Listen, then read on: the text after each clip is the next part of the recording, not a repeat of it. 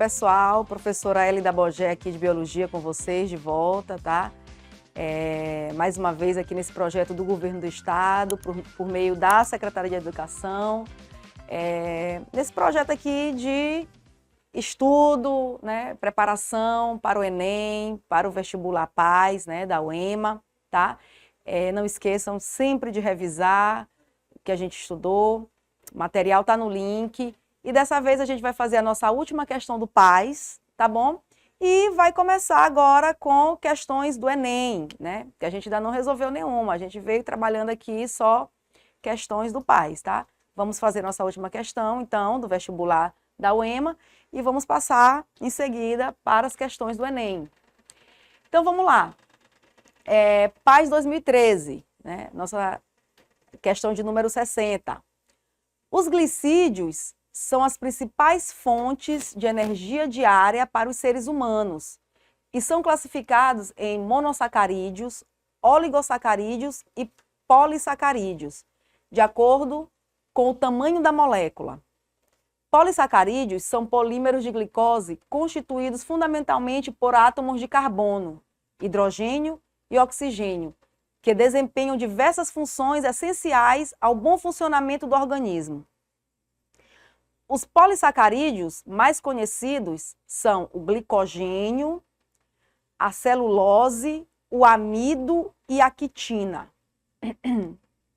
As funções atribuídas a essas moléculas são, respectivamente, então vamos lá, isso aí a gente tem que, né, memorizar a função de cada um desses polissacarídeos, né, e entendendo qual é a importância deles, né. Então, o glicogênio, né, ele seria o quê? Reserva, estrutura. Aqui você vê que nós temos aqui as opções reserva e estrutura, cada uma colocada aqui nas sequências, na sua devida sequência relativa ao polissacarídeo indicado. Então, a gente começa com glicogênio, celulose, amido e quitina.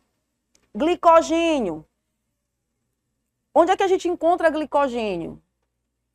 Ou onde é que, por que se produz o polissacarídeo glicogênio? Um exemplo, né, da produção desse polissacarídeo é toda vez que a gente faz a ingestão do açúcar, né, e aí em excesso, nosso corpo não vai aproveitar aquele açúcar que a gente ingeriu imediatamente. O que ele vai fazer? Ele vai reservar, ele vai armazenar, porque a natureza ela faz de tudo para não desperdiçar o que quer que seja. Então, eu ingeri, na verdade, aquela molécula química, aquele químico, né, aquele açúcar, em excesso. Bom, o organismo vai criar um mecanismo de guardar aquilo, de reservar. Então, o glicogênio, né, ele é uma estrutura, uma molécula, né, de reserva, né, tem esse papel, armazenamento, né. Então, a gente já tira aqui a letra A, já tira a letra D, né? Porque a gente já sabe que é reserva. A gente encontra glicogênio no fígado, a gente encontra glicogênio nas células musculares, tá bom? Celulose. Celulose, qual é o papel da celulose? Trazer estrutura para as células vegetais, né? Vegetais e tem também micro-organismos que contam, né, com celulose na sua estrutura. Então, a gente já aqui de cara, né, já sabendo que o primeiro é reserva, o segundo é estrutura, estrutural. Então, a gente já tira aqui a letra B, né, já tem a letra C aqui que está respondendo, C, e a letra E, reserva estrutural, né, glicogênio e celulose. O próximo, amido. Onde é que a gente acha amido? A gente acha em raízes, né? Por exemplo, raízes de armazenamento, né? A gente acha em certos caules, né? Como a batata inglesa, cheia de amido, né? Então, a gente já consegue responder que é também moléculas de reserva, né? Então, amido é o conjuntinho ali de glicose que fica reservado em certas estruturas vegetais, né? Então, a gente tem reserva, estrutura e reserva, de modo que a gente já sabe que a letra C aqui responde, né? A quitina também, desculpa, é um polissacarídeo estrutural. Onde é que a gente acha quitina? Nos crustáceos, nos insetos, tá? Nos exoesqueletos. Então, a gente tem reserva, estrutura, né? Reserva estrutural, letra C. Tá ok? Então, essa foi a nossa última questão, tá bom? Do Enem, desculpa, do PAS. E agora a gente vai começar a responder as questões do Enem, tá bom? Mais 60 questões aí para a gente estudar e ficar afiado aí para as próximas provas, tá bom? Então, feitas nossas 60 questões do vestibular PAS, né, vestibular UEMA, a gente vai agora conversar, como eu falei, começar aqui com as nossas questões do Enem, né? Então, na questão 61, Enem 2023, né, pouco tempo, ano passado, né, nós tivemos a prova que já trouxe mais questões de tecnologia, né? Na verdade, já há algum tempo vem se discutindo isso, porque a tecnologia já está aí, né? Então, o Enem 2023 trouxe uma questão assim: a tecnologia de vacinas de RNA mensageiro é investigada há anos. Avanços científicos em genética molecular permitiram desenvolver uma vacina para controle da pandemia da Covid-19 causada pelo vírus de RNA SARS-CoV-2, né? Então, isso aqui é uma coisa que a gente sabe, né? Tá aí, viveu isso, tá? A vacina de RNA mensageiro tem sequências de genes do vírus. Então, essa tecnologia de RNA mensageiro, ela já vem sendo desenvolvida e foi ela que deu, assim, até essa história, né, já de pesquisa dessa vacina, foi que deu essa celeridade, né, trouxe essa agilidade de a ciência apresentar uma vacina com essa tecnologia, com rapidez para a gente, né? Então, entretanto, por ser muito instável, o RNA mensageiro deve ser recoberto por uma capa de lipídios que evita sua degradação e favorece a sua ação.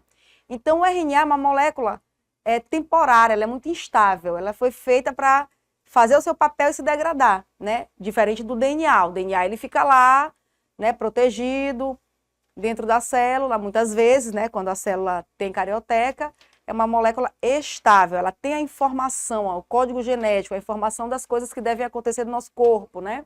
As proteínas que devem ser produzidas. O RNA não, ele é instável, ele se degrada com muita facilidade.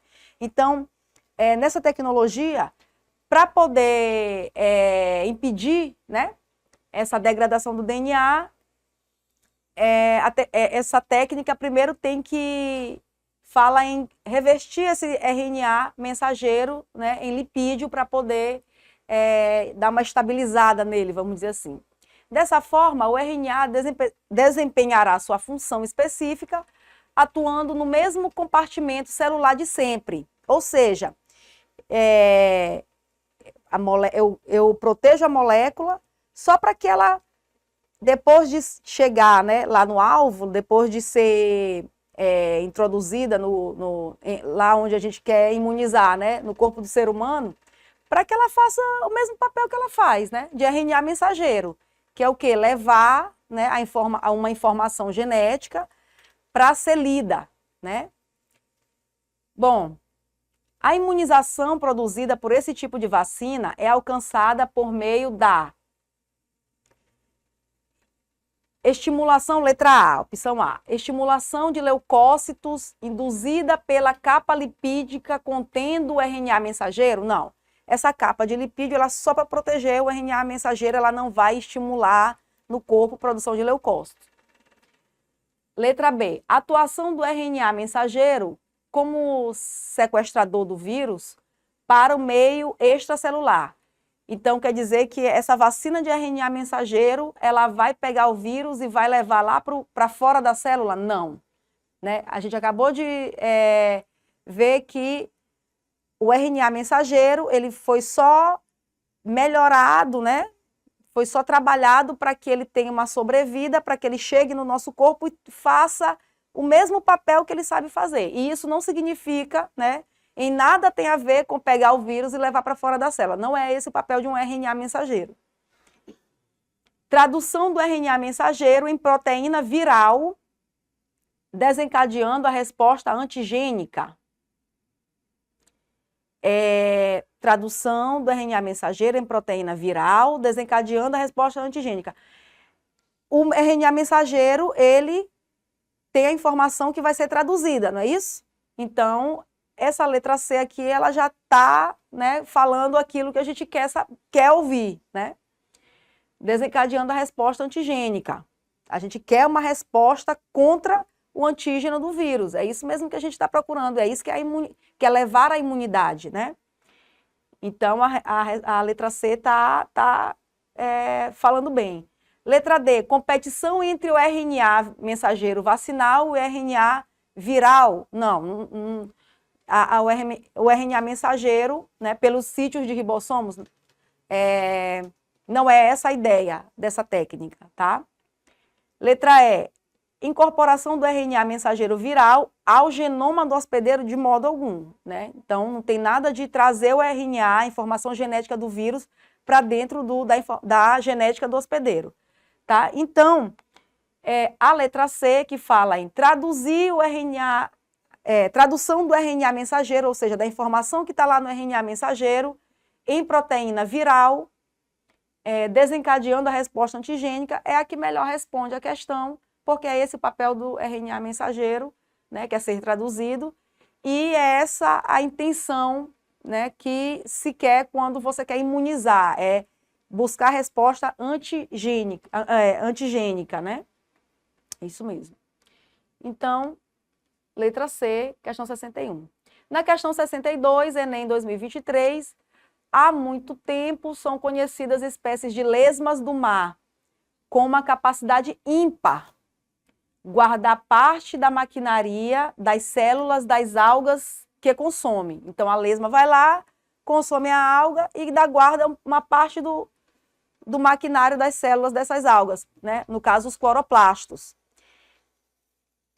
E mantê-los funcionais dentro das suas próprias células, quer dizer, pega esse maquinário e manter esse maquinário funcionando dentro da sua célula, né, de lesma do mar, obtendo assim parte do seu alimento.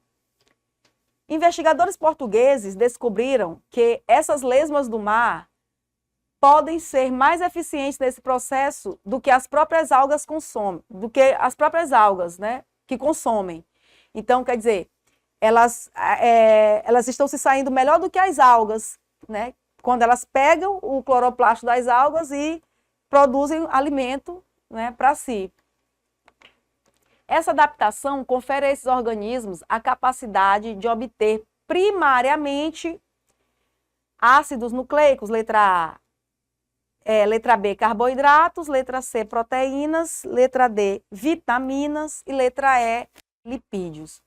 Ora, se o que a lesma do mar está pegando é cloroplasto e está usando esse cloroplasto, o que é que o cloroplasto faz? Qual é a função do cloroplasto? Não é fotossíntese, né? Não é sintetizar uma determinada molécula para a planta? Que moléculas são essas que o cloroplasto, né, é utilizado para sintetizar? Por um acaso, não são os carboidratos? Então, aqui é muito fácil, essa questão é facílima. É só eu saber qual é a função do cloroplasto, tá? Então, o que a lesma do mar obtém, né, e o que as algas obtêm utilizando o cloroplasto é carboidrato, né? Questão 63, Enem 2022, diz assim: o protozoário Trypanosoma cruzi, causador da doença de Chagas, pode ser a nova arma da medicina contra o câncer. Pesquisadores brasileiros conseguiram criar uma vacina contra a doença usando uma variação do protozoário incapaz de desencadear a doença, né, a patologia, quer dizer, ele é não patogênico. E aí, usando esse protozoário patogênico, realizaram uma modificação genética criando um Trypanosoma cruzi capaz de produzir também moléculas fabricadas pelas células tumorais. Então, eles pegaram um patógeno, né? um Trypanosoma cruzi, que não está desencadeando a doença, né? na pessoa, quer dizer, ele está inativo para essa função, né, de tornar a pessoa doente, vamos dizer assim. E, ao mesmo tempo, esse protozoário, ele consegue produzir uma substância, né, uma molécula, que é igual às moléculas, né, produzidas pelas células tumorais, né? Então, quando o organismo inicia o combate ao protozoário, entra em contato também com a molécula tumoral. Então, quando o organismo ele vai olhar para aquele protozoário, vai estudar ele, ver o que ele precisa combater, ele encontra lá essa molécula, que é igualzinha à molécula produzida pelos tumores. Então, o organismo passa a ver, né? Então, essas moléculas passam a ser vistas também pelo sistema imune, como um indicador de célula do protozoário. Depois de induzidas as defesas, estas passam a destruir todas as células com a molécula tumoral, como se lutassem apenas contra o protozoário. Então, é tipo assim, enganar o organismo, fazer ele achar que ele está combatendo só o protozoário, porque ele olhou aquela substância lá que o protozoário tem, aí ele diz, já sei te identificar. Só que essa molécula, como ela está também na célula do tumor, o organismo, ele vai lá, combate o protozoário, mas ele também combate a célula do tumor, né? As células tumorais. Qual o mecanismo utilizado no experimento para enganar as células de defesa, fazendo com que ataquem o tumor?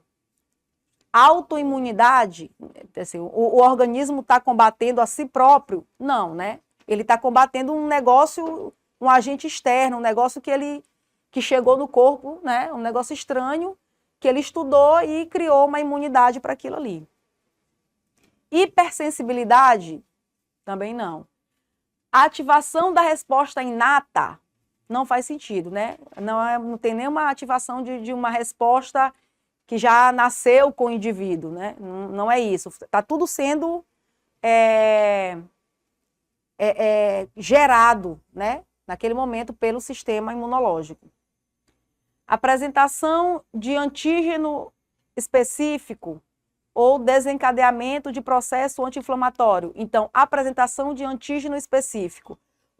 O sistema imunológico foi lá, estudou aquele antígeno e se preparou para combater esse antígeno, né? Então, letra D responde melhor aí a questão. Questão 64, Enem 2022. As células da epiderme da folha da Tradescantia pálida purpúrea, uma herbácea popularmente conhecida como Trapoeraba roxa. Quer dizer, o nome científico é complicado, o nome vulgar também é complicado, mas vamos lá. Trapoeraba roxa. Contém um vacúolo onde se encontra um pigmento que dá coloração arroxeada a esse tecido. Em um experimento, um corte da epiderme de uma folha da Trapoeraba roxa foi imerso em um ambiente hipertônico, ou seja, um ambiente mais concentrado. Um ambiente hipotônico, gente. É o contrário, tá? Vamos lá corrigir, ó. Foi imerso em um ambiente hipotônico, menos concentrado, tá bom? E logo em seguida foi colocado em uma lâmina observado em microscópio óptico. Então, foi feita uma lâmina, né, para ser observada dessa célula que tem um vacúolo, né, a célula dessa espécie aí, né, da folha da Trapoeraba, que tem um vacúolo com esse pigmento roxo dentro, tá? Aí foi imerso numa solução hipotônica. Durante a observação desse corte, foi possível identificar o acúmulo de solvente com fragmentação da organela. Então, assim, ó, vou ilustrar aqui porque fica mais fácil visualizar e responder, tá? Então, a célula, aqui, né, tá aqui o núcleozinho da célula, e ela tem um vacúolo aqui, ó, com o pigmentinho roxo dela aqui, trapoeraba roxo, tá aqui o pigmentinho. A solução aqui fora,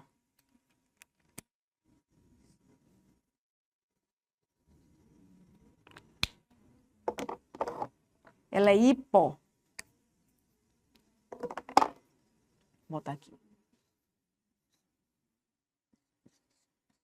Hipotônica, tá? Hipotônica, ou seja, ela tem menos soluto.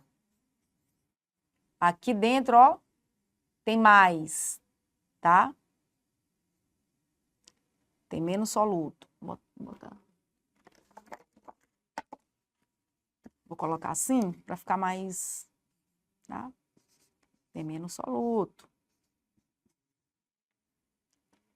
Mais solvente.